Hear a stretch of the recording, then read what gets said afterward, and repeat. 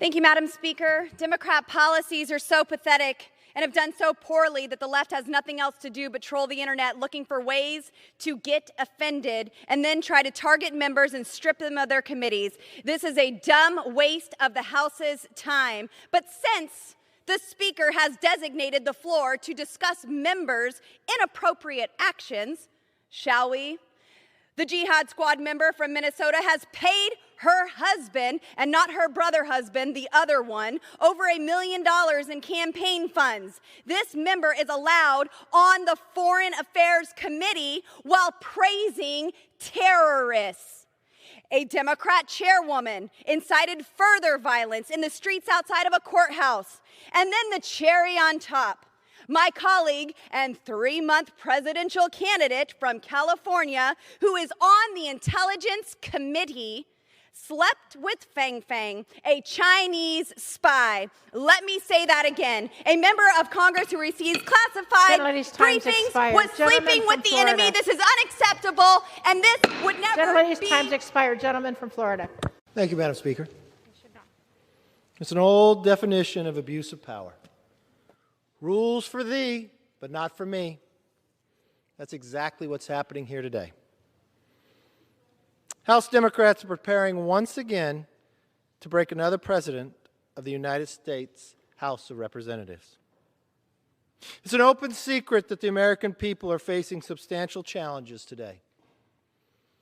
Many of these challenges are Washington-inflicted of one-party rule caused by a Biden administration incompetence and radicalism. Absolute chaos on the southern border. Out-of-control crime. Record-breaking gas prices and inflation. A broken supply chain. A historic labor shortage. A failing education system. And of course, the humiliating surrender in Afghanistan. Will this Congress be remembered as the Congress that addressed those serious challenges? Not a chance. Instead, I believe this Congress will go down in history as the broken Congress.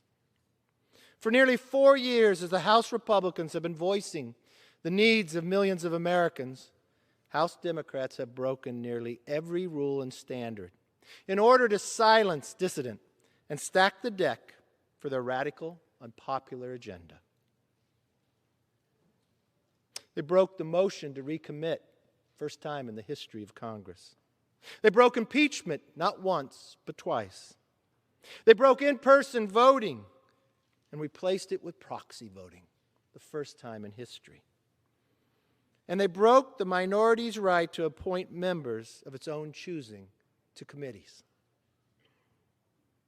The Speaker is burning down the House on her way out the door. What's worse, we got to this point on the basis of a double standard. Democrats want to change the rules but refuse to apply them to their own caucus. I listened to the Speaker talk about the highest standards. Madam Speaker, when a Democratic chairwoman flew to Minneapolis and told an angry crowd during a trial to stay on the streets, get more active, get more confrontational, we've got to make sure they know we mean business. That high standard, the Democrats refused to take action. The trial judge actually singled her out on her comments on an ongoing basis, which he said could become an issue on appeal. But this wasn't the first time. No. This is 3 times. At a rally in Los Angeles, that same chairwoman, she told a mob, if you see anyone from that cabinet in a restaurant, in a department store, at a gasoline station, you get out and you create a crowd. And you push back on them. And you tell them that they're not welcome anymore, anywhere. She later defended that comment in another speech in L.A., saying, the same chairwoman of the high standards, I did not threaten Trump, constituents, and supporters. I do that all the time. But I didn't do it that time. This side of the aisle didn't ask that chairwoman to lose her committee, We simply asked for an apology. Meanwhile, that high standard with Speaker Pelosi and Leader Hoyer defended her. When asked about her Minneapolis comments, Leader Hoyer described her as passionate. She believes in her issues. She believes you should get in your faces. And Speaker Pelosi, oh, what did she do with that high standard? She compared her comments in Minneapolis to Dr. King's civil rights movement. You see? Why would they do that? Rules for thee, but not for me. Just this month, the dossier's principal source was arrested by a special counsel Durham for lying to the FBI. Think about everything that dossier put this country through for 2 years based on fabricated evidence. The infringements of due process, the spying on the presidential campaign, and of course, the $32 million spent by hard-earned working taxpayers for a Mueller investigation. And yet, the Democratic chairman says, I don't regret it. Why? Rules for thee, but not for me. When the Speaker of the House on this very floor engaged in personalities, the floor shut down for 3 hours because no one wanted to take to the top. Her entire caucus that believed in the higher standard voted to keep her words in the record rather than strike them down. Why? Rules for thee, but not for me.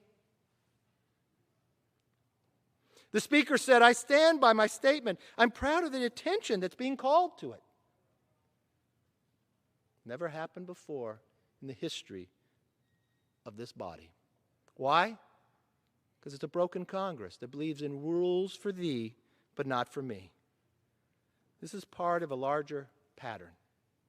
When a congressman on the Intelligence Committee was targeted by a suspected Chinese Communist Party agent for years, the Democrats kept him on the committee. Why? Rules for thee, but not for me. When a Democrat congresswoman said, Israel was hypnotized the world. That supporting Israel is all about the Benjamins.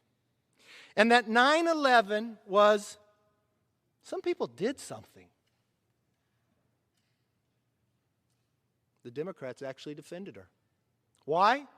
Rules for thee, but not for me. And when a member of the Democratic leadership tweeted a week ago, lock up Kyle Rittenhouse and throw away the key, in an attempt to sway an ongoing trial, the Democrats said nothing. Why? Rules for thee, but not for me. Let me be clear. I do not condone violence, and Representative Gosar had echoed that sentiment. The video was deleted, but Democrats won't listen because they will do anything to distract from the failures of one-party rule in 1 year, destroying a nation. For Democrats, this vote isn't about a video, it's about control. That's the one and only thing Democrats are interested in. Not condemning violence, not protecting the institution, not decorum or decency, just control. The Democrats want control and they don't care about the consequences. They're destroying this institution, silencing the minority, and therefore silencing millions of Americans. When I talked to Democrat leadership, when they told me what they wanted to do, I asked a simple question. Have you seen the video? No, haven't seen it. But they knew exactly what they wanted to do. It's interesting. Without even watching, they decide the punishment. Why? No need. Rules for thee, but not for me. What they have started cannot be easily undone. Their actions today and the past have forever changed the way the House operates. It means that the minority rights that have served this body as well are the things of the past. And furthermore, it means that under the Pelosi president, all the members that I have mentioned earlier will need the approval of a majority to keep those positions in the future. What was interesting is it's not just the Speaker that's making those decisions. When the chairwoman incited those ideas 3 times, everyone in the Democratic Party had ability to vote what they thought. Because of those high standards, they all voted to table.